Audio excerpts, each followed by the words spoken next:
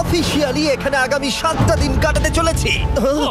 বাবারে, এটা আমার জীবনে করা সবথেকে ভয়ঙ্কর জিনিস। প্রথমত, আমাদের এখন এখান থেকে অনেকটা দূরে যেতে হবে। কেন? যদি ঝড় বৃষ্টি হয় তাহলে এই পুরো জায়গাটা জলে ভরে যেতে পারে আর সমুদ্রের মতো ঢেউ এসে সবাইকে ভাসিয়ে নিয়ে যেতে পারে। সেই জন্য আমাদের আরো ভিতরে যেতে হবে একটা বেস ক্যাম্প বানানোর জন্য। ভাই এটা পুরো পাগলাম। এটা একটা অন্য জগৎ মনে হচ্ছে। এই কেভ এন্ট্রান্সটা হয়তো দেখতে সুন্দর, কিন্তু দেখে যা মনে হচ্ছে আসলে তা নয়। আর আমরা হয়তো জানি না যে আগামী 7টা দিন আমাদের জীবনের সব থেকে কঠিন সময় হতে চলেছে।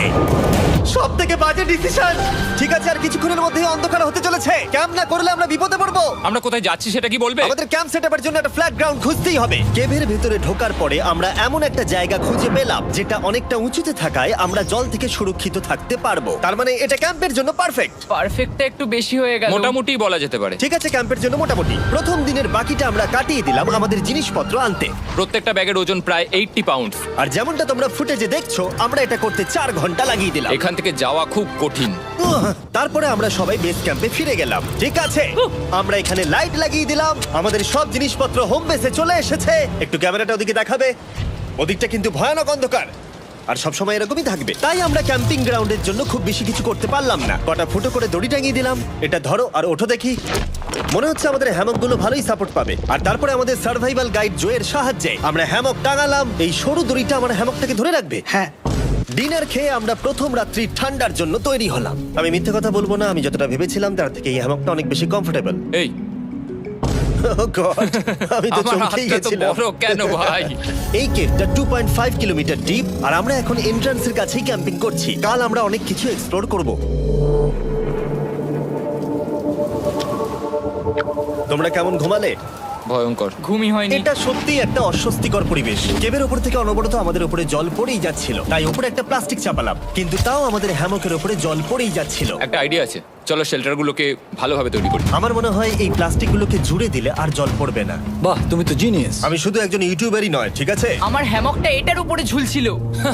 মানে দেখো, আমি আরেকটু হলে হ্যামক থেকে নেমে পড়ে যেতাম। আর আমরা সেই সময় এটা বুঝতেই পারিনি যে এই গর্তটা প্রায় 40 ফুট গভীর। তাই যখন আমি আর শন প্লাস্টিকগুলোকে জুড়ছিলাম, তখন ম্যাক আর কার্ল এই গর্তটা কতটা ভয়ঙ্কর সেটা দেখতে গেল। আমার হ্যামকটা দেখতে পাচ্ছো? ওখানে আমি ঘুমোচ্ছিলাম। এদিকটা দেখো। আর যেহেতু এই কেভে সব একই রকম দেখতে, তাই আমাদেরকে ফলো করা অনেকটাই কঠিন ছিল। এই ম্যাপে তোমরা আমাদের হোম বেস দেখতে পারবে আর দেখতে পারবে ওরা ওখান থেকে কত দূর হ্যাঁ, যাচ্ছে। এটা তো খুবই ভয়ঙ্কর। ভাই এটা পাগলামো। আর যখন ছেলেরা র্যান্ডমলি এক্সপ্লোর করছিল, তখন আমি আর শন ক্যাম্পে কাজ করছিলাম। এই স্লিপিং ব্যাগটা এখানে কেন পড়ে? কারণ এটার থেকে পিয়ের গন্ধ বেরোচ্ছে। ইয়া, এটার থেকে শেখা উচিত স্লিপিং ব্যাগ ভাড়া নিতে নেই। আমরা স্লিপিং ব্যাগ কেন ভাড়া আমি- নিয়েছি? কেন আমি আমরা জানি না। স্লিপিং ব্যাগগুলো কিনে আনতে পারলাম না? আর তারপরে আমরা এই দুটো প্লাস্টিককে জিপ টাই দিয়ে জুড়ে দিলাম। কিছু মনে করো না, এই দড়িটার উপরে আমার জীবন বাজি আছে। আর তখন ওইদিকে ম্যাক আর কার্ল তখন ওই গর্তের মধ্যে। ও মাই গড, ম্যাক!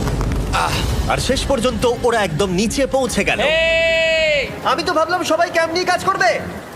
আমরা শুধু দেখাচ্ছিলাম জায়গাটা কতটা ভয়ঙ্কর। না পড়লেই হবে, তোমাদের স্কিল নেই। আচ্ছা ঠিক আছে। আর যদিও ওদের এবার ফিরে আসা উচিত ছিল, কিন্তু কাল আর ম্যাক এটা কতটা গভীর সেটা দেখানোর চেষ্টা করলো। ভাই এটা দেখতে দারুণ লাগছে। তুমি কি নদীটাকে পার করতে পারবে? কিন্তু ওরা এটা জানে না যে এই রিভারটা এই কেভের গোটাটাই জুড়ে আছে। তার মানে এর মধ্যেও আমাদের কিছুটা সময় কাটাতে হতেই পারে। ওই তো ওরা এসে গেছে। এসো। তোমরা রান্না করে রেখেছো তো? হ্যাঁ, রান্না করেছি। ঠিক বলেছ। একটা নতুন বাড়ি, ঠিক বলেছি তো? একদম। এখন আমাদের একটা ছাদ আছে। আর এটা তো দারুণ। জিমি রান্না বেশ ভালোই আর করেছে। আমরা আমাদের ফায়ার পিটটাকে এই সুন্দর জায়গাটাতে নিয়ে এসেছি। জায়গাটা কেমন? বেশ গরম। আরামদায়ক। এই পাথরগুলো গরমটাকে ধরে রাখবে এবং ওপর থেকে যে পি পড়ছে সেগুলোকে আটকে দেবে। ওটা পি নয়। তাহলে ওটাকে কি বলবো? যদি জানি না, হয়তো বৃষ্টির জল হবে বা না, এটা বৃষ্টি নয়, না, পাথর মানে ইয়ে তুমি করছে। এই একটু উপরে দেখাও। তুমি মেঘ দেখতে পাচ্ছো? পাথর দেখা যাচ্ছে। এটা বৃষ্টি নয়, রক পি। Rock P. ঠিক আছে, রক পি। ঠিক আছে, এটা রক পি। আর একটা শুকনো রাত ঘুমিয়ে কাটাবার পরে আমরা ঠিক করলাম জো আমাদের সার্ভাইভাল এক্সপার্ট, তাকে নিয়ে আমরা কেভের শেষ প্রান্ত অব্দি যাব। Cave, cave! Cave, cave, cave! Cave. দেখা যাক আমরা কেভের কতটা গভীরে যেতে পারি। তোমরা কিন্তু মনে রাখবে আমরা সবেমাত্র কেভের এন্ট্রান্সের দিকেই আছি, আর আমাদের ইচ্ছা এই কেভের শেষ প্রান্ত অব্দি যাওয়া, অবশ্যই না মরে গিয়ে। ও মাই গড, এটা তো খুবই স্টিফ। আরে এটা তো সবে শুরু। আমরা কেভের আরো গভীরে এসেছি। তোমরা সবাই সাবধানে আসবে। এটা খুবই ছোট জায়গা, আমার মনে হয় না এখান থেকে আমি যেতে পারবো। কেভ এক্সপ্লোরের ইন্টারেস্টিং জিনিসটা হলো, যা হোক করে আমাদের এই ছোট্ট ফাঁকগুলোর মধ্য দিয়ে এগিয়ে যেতে হবে। ও মাই গড, খুব ছোট জায়গা। আর তারপরেই খুব বড় একটা জায়গা আসবে, সেটা এতটাই বড় যে কিছু না দেখতে পাওয়ার জন্য এটা করতে হলো। ও মাই গড! এবার আমি সব দেখতে পাচ্ছি। এটা দুর্দান্ত। এটার তো অনেক আলো। ভাই জায়গাটা কতটা সুন্দর দেখো।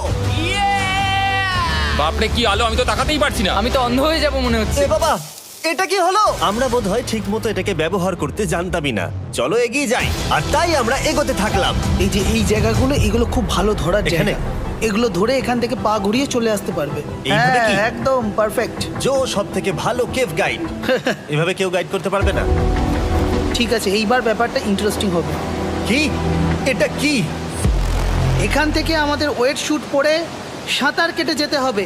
গতকাল ম্যাক আর কার্ল এটা নিয়ে মজা করছিল, কিন্তু এই কেভে আমাদের পরের অ্যাডভেঞ্চারটা ছিল একটা প্রায় জমে যাওয়া নদীর মধ্যে। ও মাই গড, এটা তো পাগলামি! তার মানে আমাদের ওয়েট শুট পড়তেই হবে যাতে আমাদের হাইপোথার্মিয়া না হয়। আমরা এটা কেন করছি? এই এক্সপেরিয়েন্সটা তো জীবনে একবারই হবে। এটা করলে হয়তো আর নাও বেঁচে থাকতে পারি। আমাদের এই কেভের শেষে পৌঁছতে হলে আমাদের এই নদীর মধ্য দিয়ে, এই ছোট্ট ফাঁকগুলোর মধ্য দিয়ে সাবধানে ধীরে ধীরে এগিয়ে যেতে হবে।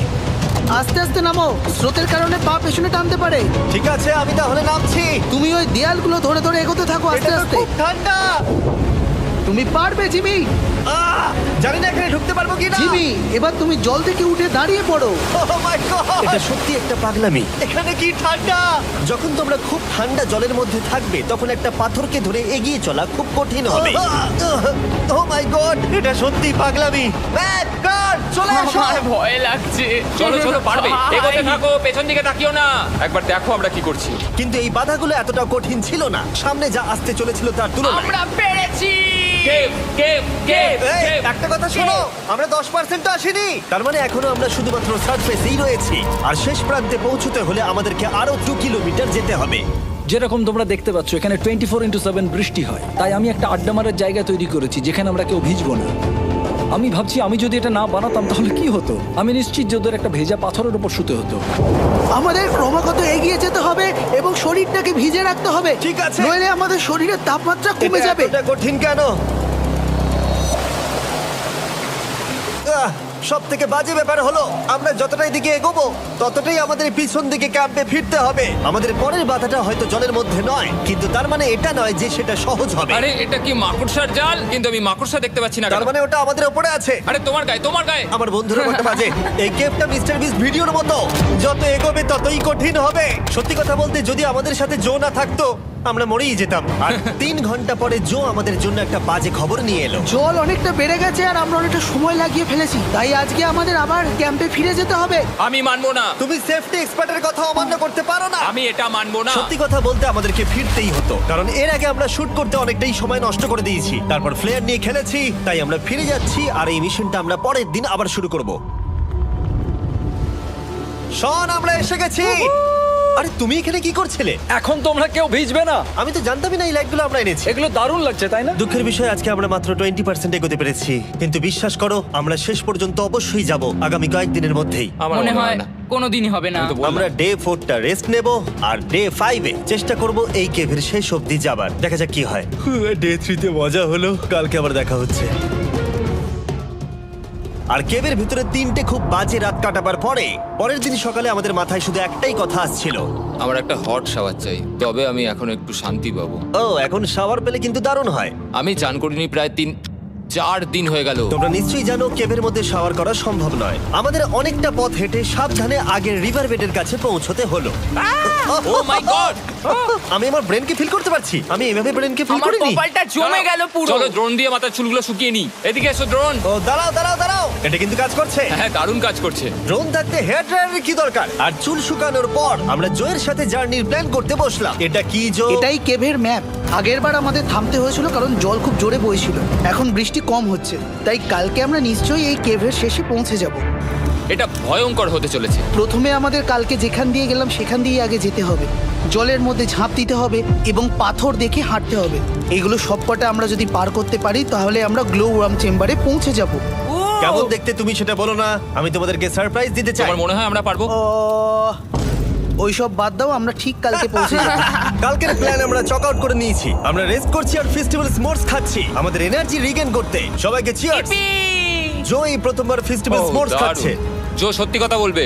এটা দারুণ, তাহলে ভালো লাগলো। এটা দারুণ লেগেছে। আমরা এই চকলেটটা আগে কেন বের করিনি? এটা এমনি চকলেটের থেকে 10 গুণ ভালো খেতে। সত্যি কথা বলতে তোমরা যদি ফেস্টিভ্যালের সাথে স্মোর্স ট্রাই না করে থাকো তাহলে তোমরা মিস করছো। কালকে আমরা পুরো কেভটা এক্সপ্লোর করব, দেখা হচ্ছে। তাই আমরা ভালো করে ঘুমানোর চেষ্টা করলাম, কিন্তু সত্যি বলতে এই জার্নিটাও অনেকটা বেশি সময় নিল, কারণ আমরা ক্যাম্পে পৌঁছানোর আগেই 6 নম্বর দিন চলে এলো। শন, সবাই ঠিক আছে তো? আমার খুব চিন্তা হচ্ছিল। Happy day 6। ডে 6 খুব ভালো। এনার্জি বাড়াতে আমরা আগুনের উত্তাপ নিলাম এবং ফাইনালি আমরা কিছু খেতে পেলাম। এটা খুবই অ্যাডভেঞ্চারাস ডে ছিল। কালকে দেখা হচ্ছে, মানে আজকেই হয়তো।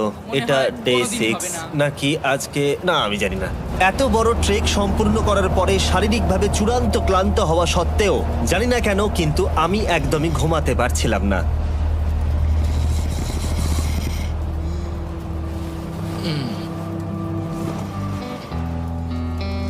আমি 7 দিন সলিটারি কনফাইনমেন্টে কাটিয়েছি, কবরে কাটিয়েছি, 7 দিন রাফটে থেকেছি, কিন্তু সত্যি কথা বলতে এটা সবার থেকে বেশি কঠিন ছিল, কারণ সব সময় ভিজে, ঠান্ডা, প্রত্যেক মুহূর্তে এই পাথরগুলো শরীরে ব্যথা দিচ্ছে।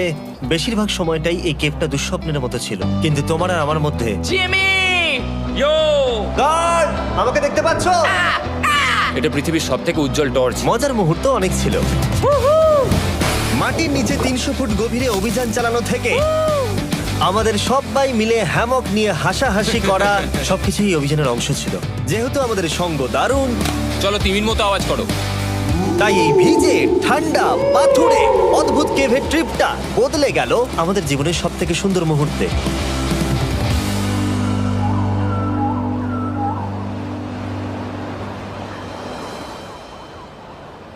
আমরা এখান থেকে যাব না যতক্ষণ না সবকিছু তোলা হচ্ছে, আর আমি সবকিছু বলেছি মানে সবকিছুই। চলো এবার বেরোনো যাক। আর যখন আমরা মাউথ কেভে আবার ফিরে এলাম, ভাই ওপরটা দেখতে দারুণ লাগছে। তখন জয়ের জন্য একটা সারপ্রাইজ ছিল। বেরোনোর আগে জো, আমরা তোমার কাছে কৃতজ্ঞ। তাই এই নাও 50,000 নিউজিল্যান্ড ডলার্স, 10,000 করে প্রত্যেক জনের প্রাণ বাঁচানোর জন্য। Oh my God, thank you so much Jimmy. Thank you Joe. Love you জোল! এবার আমাদের সব কাজ হয়ে গেছে, চলো বেরোনো যাক। 7টা দিন পরে আমরা ফাইনালি এখান থেকে বেরোচ্ছি।